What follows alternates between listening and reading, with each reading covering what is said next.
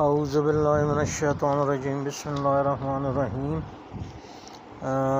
گوہر صاحب نے سوال کیا تھا مجدد کے حوالے سے، تو یہ ابو داؤد کی حدیث کی کتاب جو ہے سنن ابو داؤد، اس کی روایت ہے، اور حضرت ابو ہریرہ رضی اللہ عنہ سے روایت ہے کہ ہر صدی کے آخر میں ایک مجدد پیدا ہوگا۔ تو یہ جو مجدد کا کنسیپٹ ہے، اس کو اگر ریفارمر کے طور پہ لیا جائے کہ ریفارمر پیدا ہوگا، اور اس کا یہ نہیں ہے کہ جی کوئی ایک ہی بندہ ہوگا، کیونکہ ہمارے پاس کوئی بھی ایسی پرسنالٹی نہیں ہے مجددین کی فہرست میں کہ جس کو ہم یہ کہہ سکیں کہ پوری امت مسلمہ اس کو جانتی تھی۔ یہ تو ابھی میڈیا کا دور آیا، ایون آج کل بھی میڈیا کے دور میں بھی ہمیں ایسا وہ نہیں ملتا کہ ایسی شخصیت جس کو پوری عالم اسلام جانتی ہو۔ تو لوکل قسم کے ریفارمر ہیں، اور جو لسٹ بنائی گئی ہے مجددین کی، پہلی سنچری سے لے کے موجودہ سنچری تک، تو اس میں بھی مطلب وہی نظر آتا ہے کہ جی لوکل قسم کے لوگ ہیں جن کو ساری دنیا نہیں جانتی تھی۔ یہ 8ویں صدی ہجری کے ہیں، ابن حجر عسقلانی ہیں، پھر 9 سینچری کے سیوطی صاحب ہیں، 10 سینچری کے احمد سرہندی ہیں۔ اچھا، ان میں پھر کچھ لوگ تو ہیں جو واقعی جنہوں نے ریلیجن کے حوالے سے بڑا کام کیا، لیکن کچھ تو بیچ میں بڑے بدنام قسم کے لوگ بھی ہیں۔ تو 11 سینچری میں ملا سدرا اور اورنگزیب عالمگیر کو بھی مجدد بنایا ہوا ہے، اور اس نے جو ظلم کیے ہیں وہ ایک سائڈ پہ رکھ دیے گئے ہیں۔ تو فتاوی عالمگیری جو ہے وہ کتاب ہے، اور اس میں ایسے اسٹوپڈ قسم کے فتاواز ہیں کہ یعنی ویسی امیجنری سچویشنز کریٹ کر کے اس کے بارے میں فتوے دیے گئے، اور انتہائی واہیات قسم کے فتوے بھی اس میں ملتے ہیں، اسٹوپڈ قسم کے فتوے بھی ملتے ہیں، اور اس کو مجدد بنا دیا گیا۔ اور یہ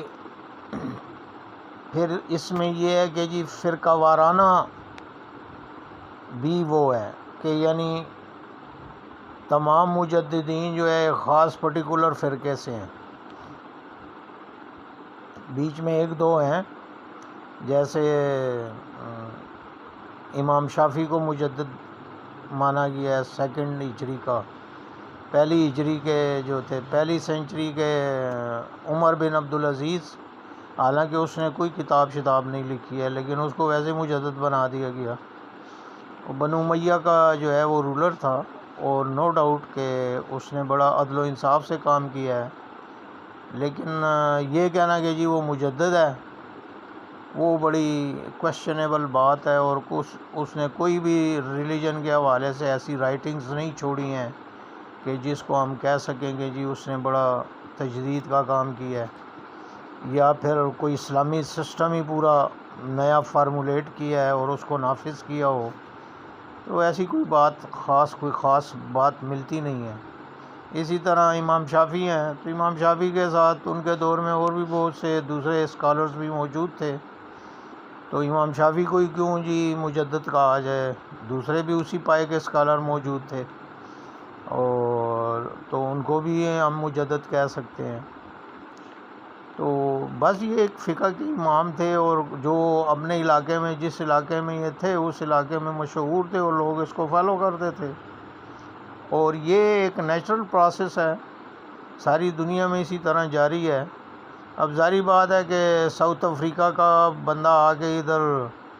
ہمارے طاہر القادری سے سوال تو نہیں پوچھے گا نا، پاکستان کے یا علامہ مودودی سے سوال تو نہیں پوچھے گا، وہ اپنا ادھر ہی ساؤتھ افریقہ میں جو اس کو عالم ملے گا اس سے پوچھ لے گا، اور اس کے نزدیک وہی مجدد ہے۔ 11 سینچری میں ملا سدرا جو ہے یہ ایک ایران کا بیچ میں آ گیا ہے، باقی سارے سب کانٹیننٹ کے ہیں کچھ، اور کچھ عرب علاقوں کے ہیں۔ تو ملا سدرا کو مجدد کہا گیا ہے، حالانکہ اس نے دین کے حوالے سے کوئی اتنا زیادہ کام نہیں کیا ہے، ہاں فلسفی کے حوالے سے اس نے کافی کام کیا ہے، اور جو وجودیت کا فلسفہ ہے اس کے بارے میں بھی یہی کہتے ہیں کہ اصل بانی جو ہے ملا سدرا ہے ایران کا۔ پھر 12 سینچری کے شاہ ولی اللہ ہیں، نو ڈاؤٹ شاہ ولی اللہ صاحب نے بڑا کام کیا ہے، تو لیکن بات وہی ہے کہ جی یہ سب کانٹیننٹ کی بات ہے، پورے عالم اسلام کے لیے تو کچھ بھی نہیں ہے نا، اور سب کانٹیننٹ میں بھی کوئی اتنا زیادہ ایسا کوئی انقلاب انہوں نے برپا نہیں کیا، لیکن یہ ہے کہ رائٹنگ وغیرہ کی ہیں، اور رائٹنگز ان کی اس لحاظ سے بڑی پائے کی رائٹنگز تھیں، اور پولیٹیکل اسلام کا تصور بھی انہوں نے دیا۔ اسی طرح امام محمد بن عبد الوہاب یہ بھی 12 سینچری کے ہیں، نو ڈاؤٹ انہوں نے بڑا زبردست تحریک جو وہابی تحریک جس کو کہتے ہیں وہ چلائی، اور یہ جو قبر پرستیاں اور شبی پرستیاں اور بت پرستیاں اور پیر پرستیاں جو عالم اسلام میں پھیل چکی تھیں، اس کے خلاف جو ہے یہ وہابی تحریک اٹھی، اور کافی حد تک مطلب کم از کم عرب کے علاقوں میں وہ پیر پرستی اور قبر پرستیاں ختم ہو گئیں۔ ایک چیز ہے روحانیت اور ایک چیز ہے پیر پرستی اور قبر پرستی، یہ دونوں فرق ہے۔ روحانیت کے تو میں خود بھی قائل ہوں اور میں خود بھی ایکسیپٹ کرتا ہوں، اور ایسا نہیں ہے کہ جی میں بابوں کا انکار کرتا ہوں، لیکن اس میں جو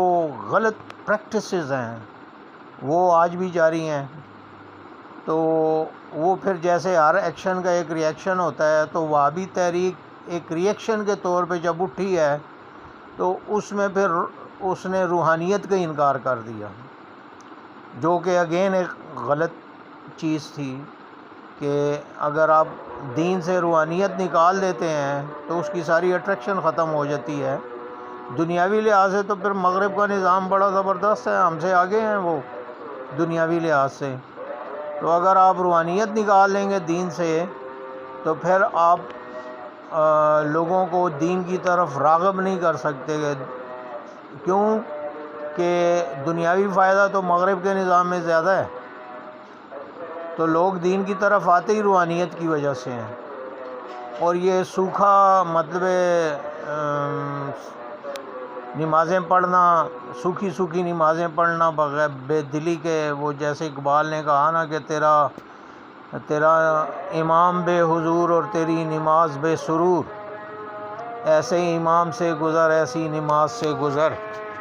تو اس طرح کا جو تصور ہے دین کا، ظاہری بات ہے کہ اس میں کوئی اٹریکشن نہیں ہے۔ تو اسی طرح مطلب ہے کہ مزار پہ جانا اور بات ہے، اور مزار والے سے مدد مانگنا اور بات ہے۔ مدد آپ اللہ کے علاوہ کسی سے نہیں مانگ سکتے، آپ نے دعا اللہ سے کرنی ہے، مدد اللہ سے مانگنی ہے، پھر اس کی مرضی ہے اللہ کی کہ وہ کس کو ڈیٹیل کرتا ہے، وہ ابابیلیں بیچ کے آپ کی مدد کرتا ہے، وہ کوئی سام بیچ کے آپ کی مدد کرتا ہے، وہ کسی ولی اللہ کو ڈیٹیل کرتا ہے آپ کی مدد کرنے کے لیے، وہ پھر اللہ کا پریروگیٹو ہے، جس کو بھی آرڈر ملے گا وہ پھر آپ کی مدد کرے گا، آپ غیر اللہ سے مدد نہیں مانگ سکتے۔ باقی مزار پہ جا کے مدد مانگنا، مزار والے سے نہیں مانگنی اللہ سے ہی ہے، چاہے آپ جا کے مزار پہ مانگتے ہیں، جدھر بھی جا کے مانگتے ہیں، مدد مانگنی ہے آپ نے اللہ سے۔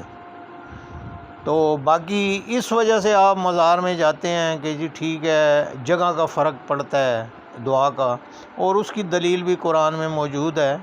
کہ جب حضرت زکریا علیہ السلام نے دیکھا کہ بی بی مریم کے پاس جنت سے رزق آیا ہوا ہے، تو وہ سمجھ گئے کہ یہ تو بڑی زبردست جگہ ہے اور یہاں تو دعا قبول ہوگی،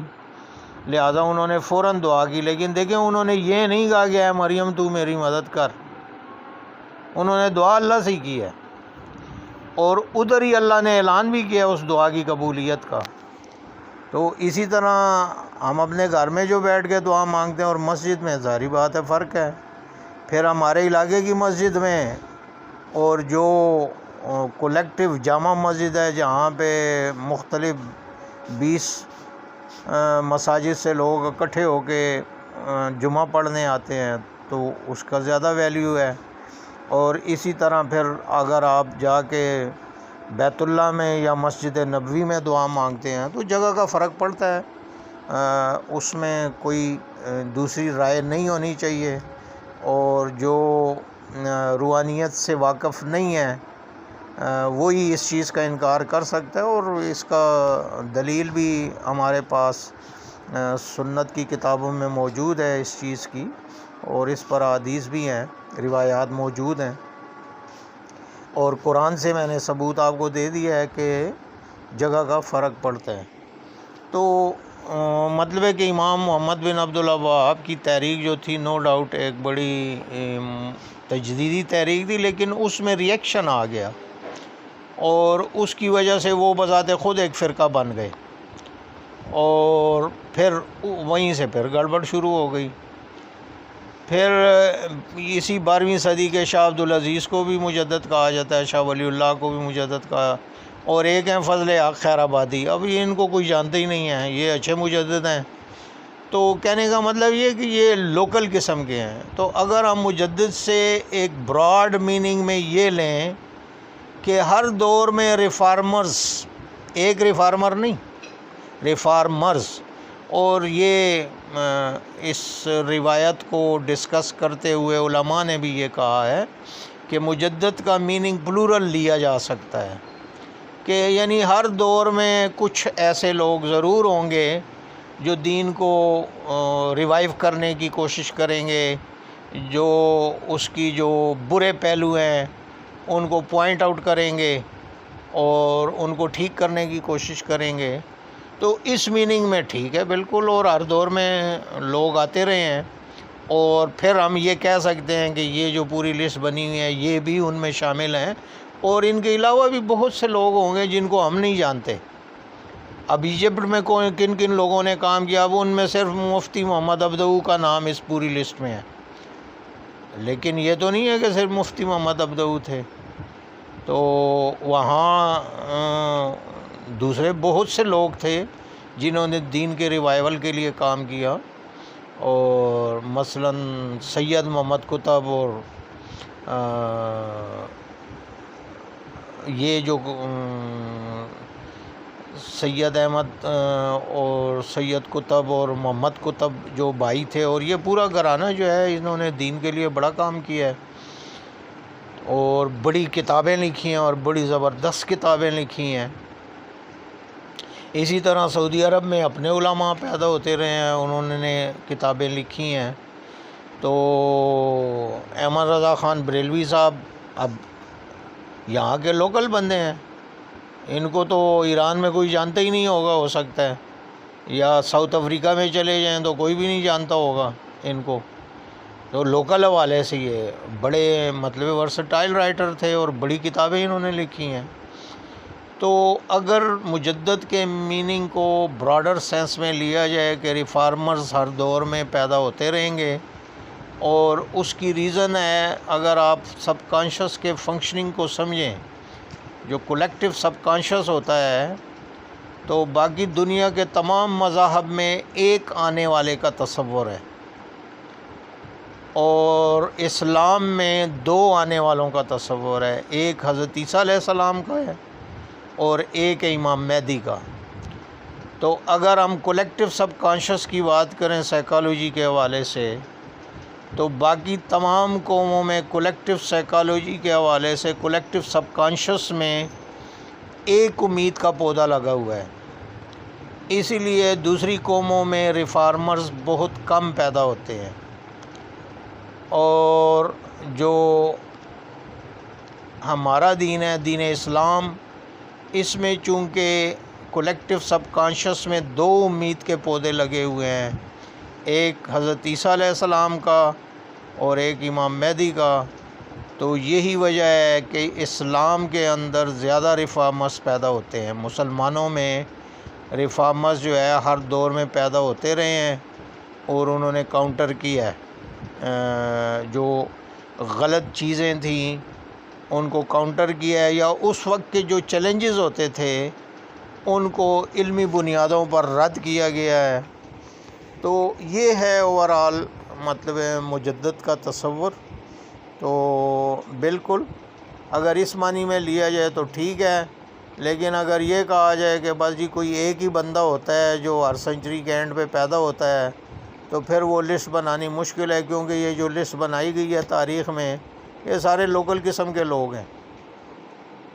یا تو عرب کے ہیں یا سب کانٹیننٹ کے ہیں، تو باقی عالم اسلام کدھر کیا؟ مطلب ملیشیا کا کیا کریں گے، انڈونیشیا کا کیا کریں گے، وہاں جو مسلمان رہتے ہیں تو صرف سب کانٹیننٹ میں تو نہیں ہے نا۔ اور پھر یہ کہ جی سعودی عرب اور ایجپٹ، تو واٹ اباؤٹ اردن اور عراق، ایران، تو وہ پھر وہی فرقہ واریت آ گئی۔ اس کا مطلب ہے کہ شیعوں میں کوئی مجدد نہیں ہوتا، حالانکہ ان میں بھی بڑے بڑے اسکالرز ہیں اور بڑے بڑے نامی گرامی قسم کے اسکالرز پیدا ہوئے ہیں اور بڑا انہوں نے کام کیا ہے۔ تو اس لیے یہ جو لسٹ ہے یہ ویسے ہی لپ سائڈڈ لسٹ ہے۔ ان میں کچھ نام ہیں جن کو ہم کہہ سکتے ہیں، جیسے میں نے بتایا کہ جیسے شاہ ولی اللہ کا گھرانہ ہے، اور اسی طرح سیوطی صاحب نے بہت کتابیں لکھی ہیں۔ وہ ایک علیحدہ بات ہے کہ اس میں کتنی صحیح ہیں کتنی غلط ہیں، وہ علیحدہ وہ ڈسکشن ہو سکتی ہے۔ اسی طرح ابن حجر عسقلانی ہو گئے، احمد سرہندی ہو گئے، اور امام محمد بن عبد الوہاب نے تو پھر بہت زبردست ایک پوری تحریک شروع کی۔ اور اچھا کمال کی بات یہ ہے کہ سر سید احمد خان کو بھی بیچ میں مجدد میں لکھا ہوا ہے، حالانکہ وہ تو انگریزوں کا پٹھو تھا، اور اس نے تو مغربیت کی بیج جو ہے سب کانٹیننٹ کے مسلمانوں کے اندر بوئے اور دین کا بیڑا غرق کیا ہے۔ اور اس کی جو تفسیر ہے وہ آپ یہی سمجھیں کہ پرویزی تفسیر ہے۔ جو غلام احمد پرویز تفسیریں کرتا ہے وہ بیسیکلی یہ سر سید احمد خان کی شاگرد ہے، اور سر سید احمد خان نے ریولیوشن کو ایک فرشتے کی جو فنامنا ہے اس کو نگیٹ کیا اور کہا کہ یہ انسانی ذہن کی ایک پچ ہے۔ تو اگر انسانی ذہن کی ایک پچ ہے ریولیوشن، تو پھر تو اس کا مطلب یہ ہے کہ کوئی بندہ بھی پروفٹ ہو سکتا ہے،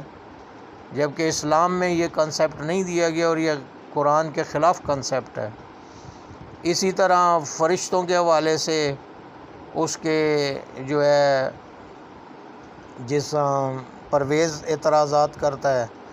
اور پھر معجزات کا انکار کیا ہے اس نے، پرویز نے بھی معجزات کا انکار کیا ہے۔ تو کمال کی بات یہ ہے کہ سر سید احمد خان صاحب کو بھی مجددین میں شامل کیا گیا۔ ہاں یہ مغربیت کا مجدد تو ہو سکتا ہے، اسلام سے اس کا کوئی تعلق نہیں ہے، اور اس نے اسلام کا بیڑا غرق کیا ہے اور مسلمانوں کو بیوقوف بنا کے مغربیت کی دلدل میں اس نے پھنسایا ہے، اور آج تک مسلمان ہند جو ہیں وہ پھنستے ہی چلے جا رہے ہیں اس مغربیت کی دلدل میں، جس کے بھی یہ سر سید احمد خان نے خبیث نے رکھے تھے۔ وآخر الدعوانا ان الحمد للہ رب العالمین۔